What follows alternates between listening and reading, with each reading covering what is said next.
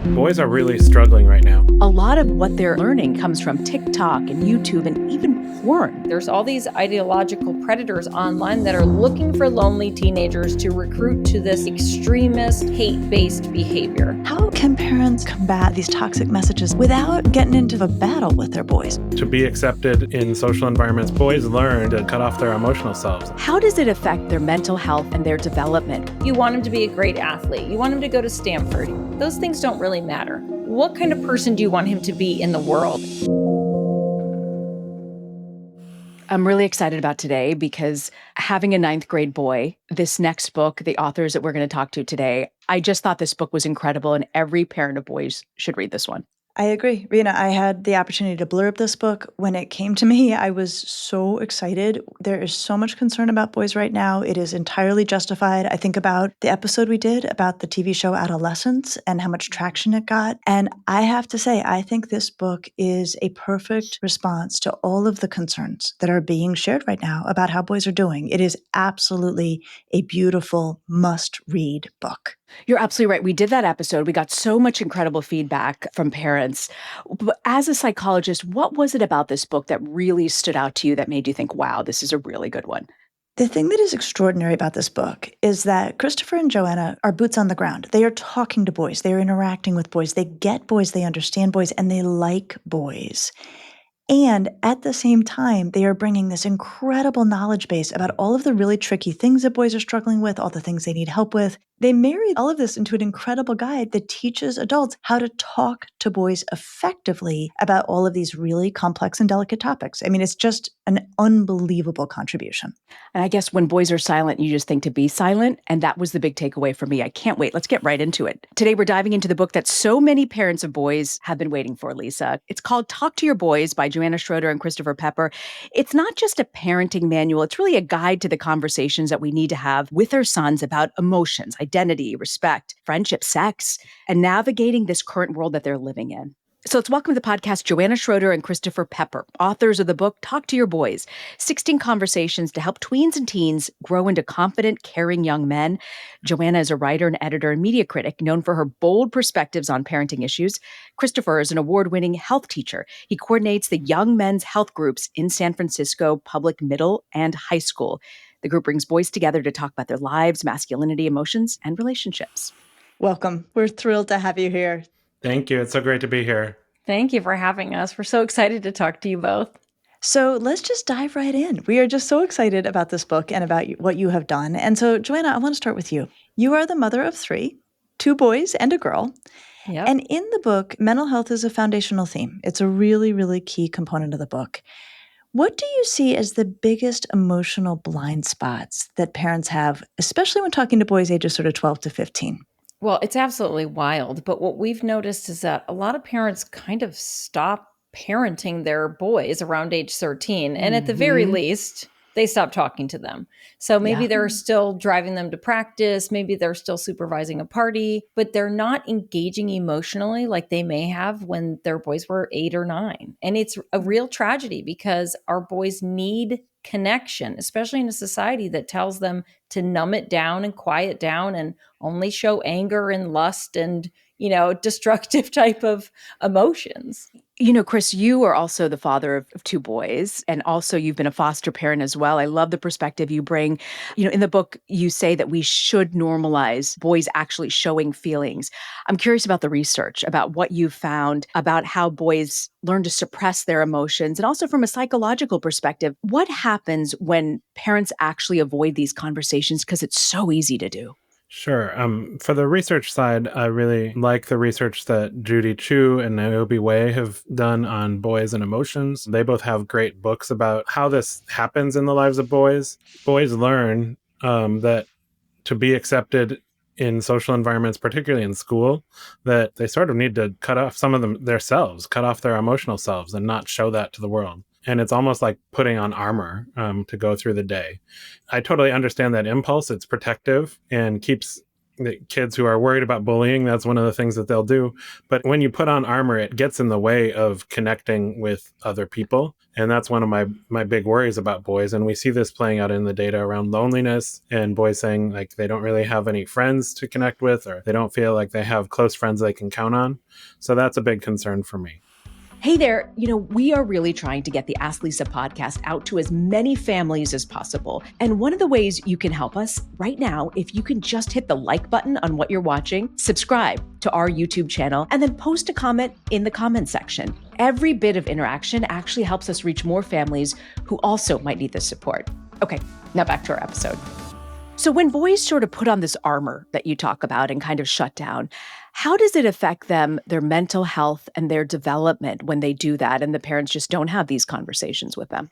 Well, boys are really struggling right now, and we see this in data playing out, but we also hear this in the stories that boys told us. We had a panel of over 80 boys who answered questions about each of the chapters in our book. They had some themes that came up over and over again with these boys. They wanted the adults in their lives to be closer with them. They wanted the adults in their lives to know who they really were and to recognize how they were changing and growing up as they went through their adolescent years. And I think there's a real space for adults to keep those avenues of conversation going. I know it can be challenging. I know sometimes boys push you away when you try to connect with them. I guess our message to parents is to keep at it, to persist in trying to keep those connections going.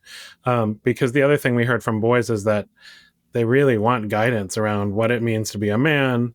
They want guidance around how to be successful in the world.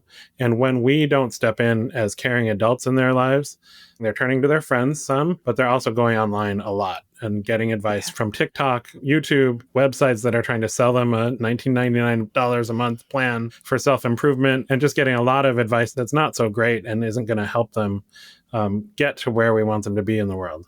Yeah. No, I have to say, you mentioned the panel of boys that you talked to. One of my favorite parts of this book that I just adore everything about was the We Asked Boys call-out boxes, where you have the boys' words about what they want adults to know, what's the hardest part about being a boy, what gets in the way of talking about feelings. It is so compelling. It is so sweet. But it also, I think, really tells the story of what you're trying to say, which is these boys are dying to share this stuff, and it's all right there. It's just a matter of getting those conversations going. So, Joanna, to that point, I know that for a lot of boys, that kind of man up culture is still really strong, right? That you're not really allowed to express vulnerable emotions. How can parents work against this? How can parents sort of combat kind of these toxic messages that boys get without getting into sort of a battle with their boys, without having to feel like they're at odds with them? We're going to be at odds with our adolescent kids. That is a natural part of their development. As you know, of course, Lisa, they will naturally push away from you, and that's healthy. The question is, how do we allow them to explore who they want to be and the kind of men they're going to become safely and in a way that reflects your family's values? And that's what we try to do. First, we want parents to dig into, well, what really are your values? Like, what do you want your child's future to look like? And then you need to be able to kind of disabuse yourself of the fact that you get to decide the specifics about your child's future life. Yeah. Oh, you want him to be a great athlete. You want him to go to Stanford. Those things don't really matter. What kind of person do you want him to be in the world? And establish that before you do anything else. And then I think, especially if you are a man in the home or close with a boy, model how you handle your own emotions and show emotions. So if you find out that your grandmother just passed away, it's okay to cry over that. It's okay to share those memories with your kids and say, man, she really did all these amazing things for me, or whatever it is that's touching to you. Or maybe you had a bad relationship with her and you can share how she hurt your feelings in the past and the complex experience you're having with her passing. Too often men think they need to cry in private or just to their partners. And when they're doing that in front of their boys, the boys are able to see, oh, here's this guy I respect, and he's handling his emotions. When Lisa wrote her book, The Emotional Lives of Teenagers, I was like, oh my gosh, this is earth-shattering. She says that dads need to show their emotions. Yes. Like, you need to look vulnerable. And nobody had ever said, I'd never thought of that before until I read her book. And that's what I'm hearing from you guys, in the research and everything that you're saying. I'm raising a teenage son in 9th grade, and I don't know sometimes how to move past the one-word answers, like how sometimes where they don't want to talk. Are there ways to open up conversations? Do you guys have a starter line or something that isn't hokey that might get them to open up? Yeah, we find that movement is key. The research of Dr. Stan Tatkin we cite throughout the book talks about how there's a way in which their emotional guard is let down when they're moving. Now, this isn't for every kid. Some kid may open up in the car. Some kid may open up when you're having dinner together. If you're having trouble getting past those one-word answers, doing a project together, moving a stack of wood, or, if you're, whatever your kid's interest is, taking a walk, hiking, building a tent, all of those things, when you both are moving and engaged and looking somewhere other than right in each other's eyes directly and intensely, that might be a good opportunity for him to open up, especially if you ask interesting questions that don't prompt just a yes or no answer. If you're asking how's school, you're going to hear good. So ask a more interesting question. Yeah, fine. Or it sucks. You'll probably hear that one too sometimes. What happened? Nothing. Nothing. Yeah. Yes. I like asking who got in trouble today. That's my favorite question. My kids love to talk about who got in trouble. It helps me keep a tab on the neighborhood too. But just that idea of like, did anyone get in trouble today? Did anyone, make you laugh today? Those kind of questions. And then Roland made me laugh. Okay, what's Roland's deal? Tell me about Roland. I love it. I love it. Getting specific.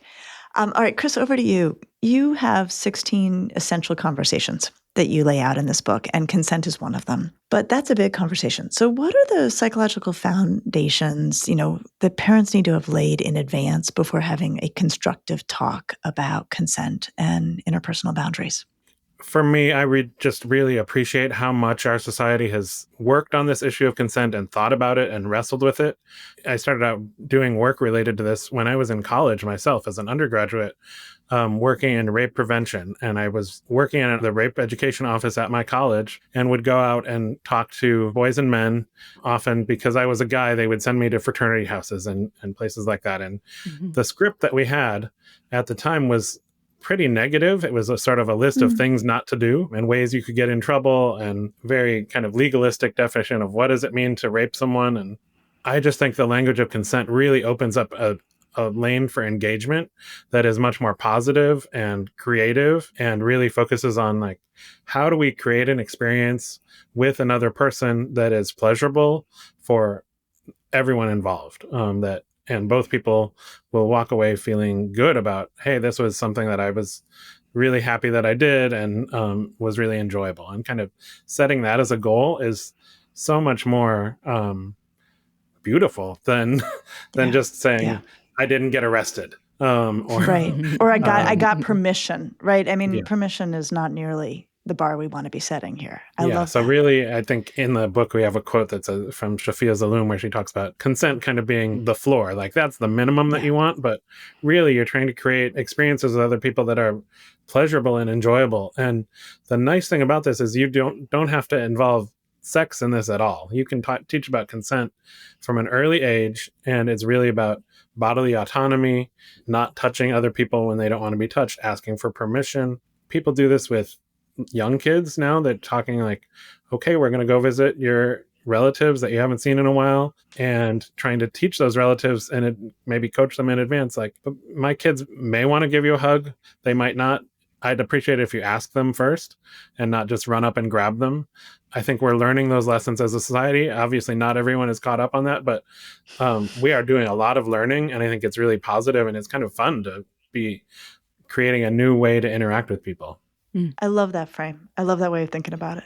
Lisa touched on earlier, Chris, that, one of the great things about this book is when you open up, there's quotes from boys.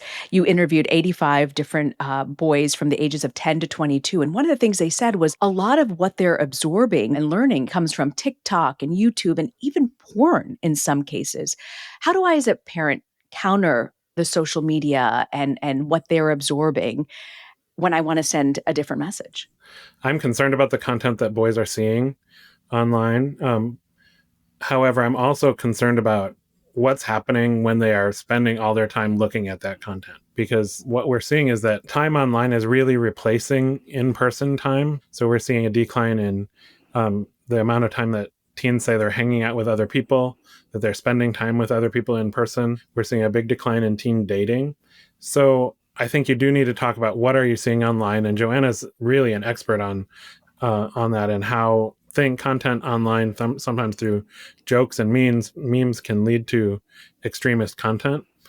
So I'm glad that is really incorporated into our book, and it is something that we need to talk about. But I think one of the best things that you can do as an adult in a kid's life is to get them offline, to get them to spend time with other people where devices are not the main focus of that time. So spending time outside, planning trips together, and actually as an adult, making sure that you put your own devices away and have some focused time with them. In-person connections with caring people are really important and really a good way to address any kind of concerns that we have about what they're seeing online, because they'll see, oh, these people who care about me are not reflecting those crazy things I saw online. And that all comes down to media literacy. I find that one of the most important skills we can teach our kids, and I wish it was part of the curriculum for 8th graders at this point, is media literacy. You can start these conversations when they're like 5 years old, and they become more and more important as they get older, and it protects them from all sorts of things, from scams online. You hear about sextortion of these teenagers, especially teenage athletes. Apparently they're being targeted right now, to, like we were saying, there's all these ideological predators online that are looking for lonely teenagers to recruit to this extremist, hate-based behavior. When we teach them a few basics, like who made this? Why did they make it? Who are they hoping sees this? And does it reflect your values?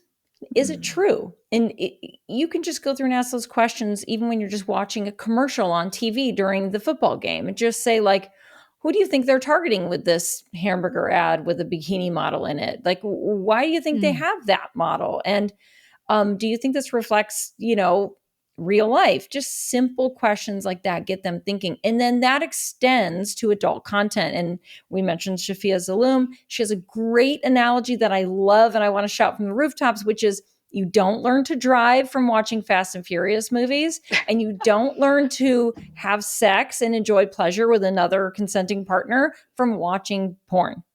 That is phenomenal. Joanna, just to take that idea a little further, because Christopher talked about, and you mentioned also, these, bad actors online who are waiting for lonely teenage boys to help them feel good if those boys feel small. So say that you can tell that your son is, one way or another coming to this idea that, like, his job is to be tough, right? And championing these kind of tough ideas that are trafficked in those spaces. What does one do to foster compassion in that boy? How do you try to push him in a different direction from what's being offered to him online?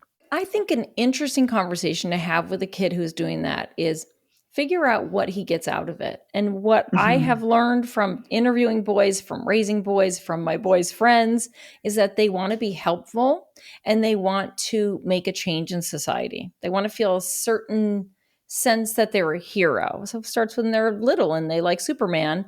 And as they get older, what appeals to them is the sense of being able to make a change.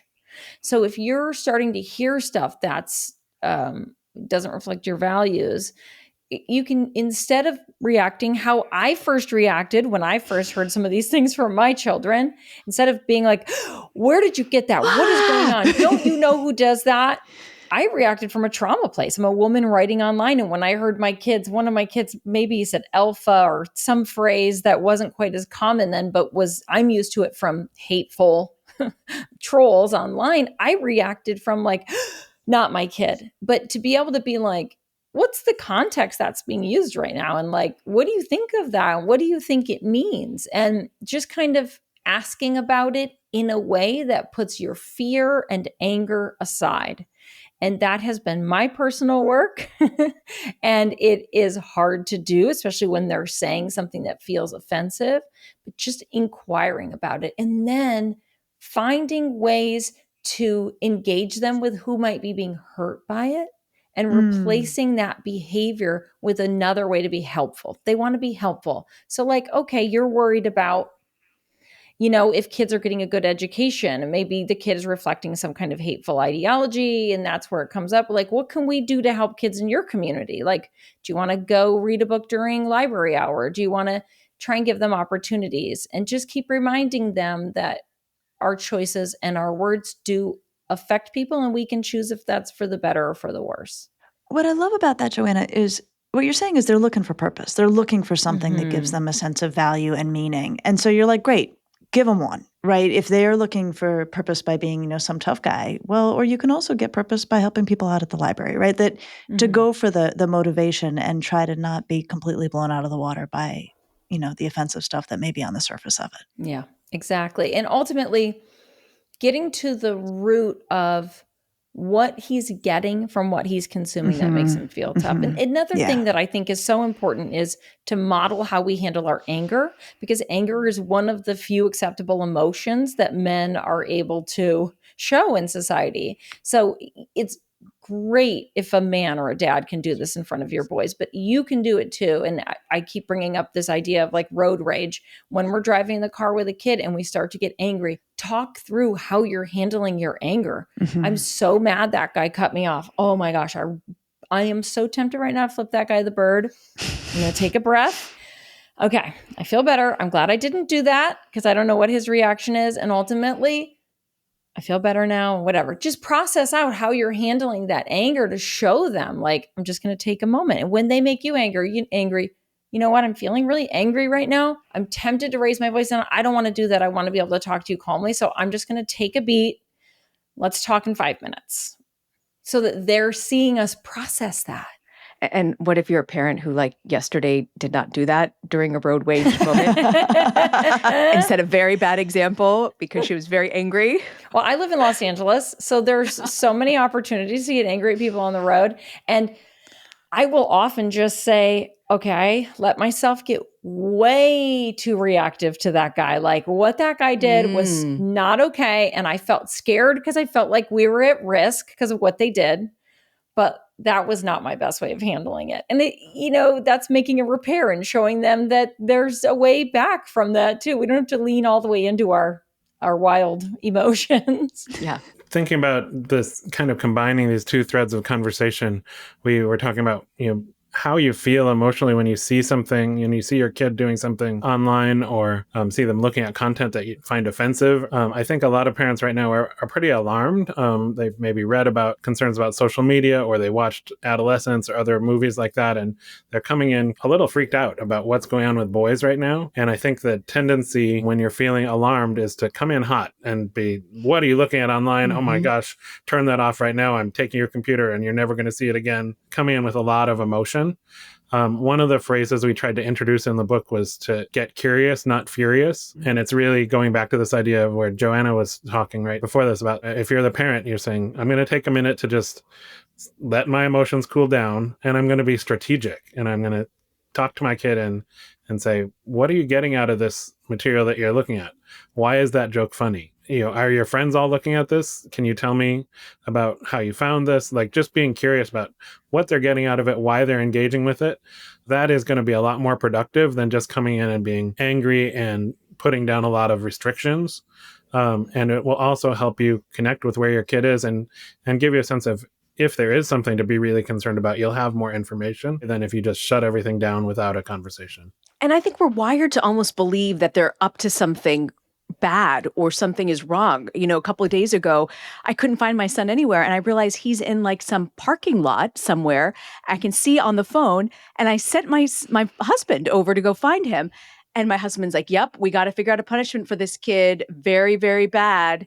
He was teaching elementary kids in the neighborhood who didn't know how to hit kickball fast enough. They were down at the school playing kickball and like learning, because one of them said they didn't know how to kickball. So like they just went. And so I think sometimes, and for some of us who might be in the moment of perimenopause and menopause, we can go from 0 to 1,000 very quickly. I'm not making excuses, but I'm just being honest about this. But Christopher, one of the things you also write about in this is, which shocked me, I found this to be a shocker in the book, was that sometimes boys lose their closest friendships in adolescence. Can you tell me a little bit more about that? We need to be attentive to boys' friendships. One of the things that I really took away from Lisa's work actually is how important it is for kids to have at least one friend, to have someone that they can count on in their lives. And I really get concerned when boys say they don't have any close friends that they can depend on. But this sort of rigid definition of masculinity sometimes interferes with friendships in a way that causes boys to separate. I think one of the things that we need to do with boys is really make it safe for them to have a range of emotions and to have a range of experiences. There are a lot of things that are kind of traditionally coded as girl things. So you might think about like dancing or wearing pink clothes, singing in a choir, things like that. Sometimes a boy will say, oh, I like to do those things. And other boys will be like, sorry, you can't be my friend. People might think that I'm gay if I'm friends with someone who likes those things. And this sort of rigid rules around masculinity and what you're allowed to like and not like are, I'm amazed at how persistent they are and how strong they are. Yeah. And they're particularly strong in the minds of boys when they are just forming their identities and trying to figure out who they are in the world. Would you say like around middle school, they hit a really intense peak? Yeah, middle school is exactly the time where this really comes in, because whereas students often move from one school to another, so they're sort of having to define themselves at this new school. People are trying to figure out who you are, and there's a real tendency to act tough and act in a way that matches with what they think society wants from them as a boy. They're not really sure of themselves, and they put on a lot of performance about how they think they're supposed to act. And this other element that comes in often now right at middle school is that kids get a lot more access to electronics. They start playing video games a lot more heavily. It's a common time for kids to get phones. And so a lot of their behaviors are both informed by what they're seeing online and mediated by conversations that they're having online. So there's this whole other conversation that adults often don't know much about that's going on in the lives of young people that is also influencing how they act and behave and treat one another. I can spot, especially after doing all of this work and research, I can spot a 6th grade boy from 5 miles away just based on how much they whoop and holler and yell and how much space they take up in public. And I think about they're the littlest fellas in school, and oftentimes the girls are developing much faster. So the girls might be taller. The girls tend to be a little more mature. It brings out a lot of cockiness. That's the part you can spot. Their feathers are always puffed, and they're walking around the mall and making a mess. And I think when we have, at first, when it was my boys, I was like, what is this strange? And I was like, this is a time when that comes from insecurity. Yeah. It comes They from feel small. fear. They feel small, but they also, and they don't want to be vulnerable. We have to remember that generations of men were literally physically traumatized for seeming gay or seeming weak. And so this fear of being seen as gay or fear of being seen as soft, it's not something that's just going to go away because feminism waved its magic wand. And thank God for feminism. But we can't just snap our fingers and wish away generations of trauma. They're getting this message. It is a very serious message. Seeming gay to others was literally risking your life a few generations ago, even when Christopher and I, and probably you two, were young. We all remember Matthew Shepard. So just saying to our kids, like, who cares if someone thinks you're gay? There's something deeper there. Well, I'm just curious, as we wrap up now, if we could go to both of you to just give us your sense when you conducted the research for this book, was there something that stood out to you in the process that surprised you?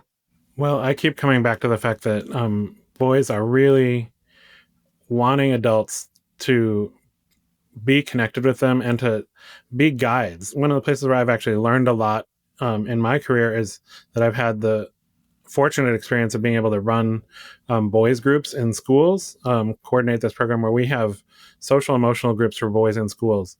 I've got to tell you how amazing it is to see a group of teenage boys come together and say, we're here for you, and we want to talk about your feelings and what your life is like right now, and we want to help you. As soon as you build some trust with them, they want to talk, they want to give each other hugs. They want to be there for each other.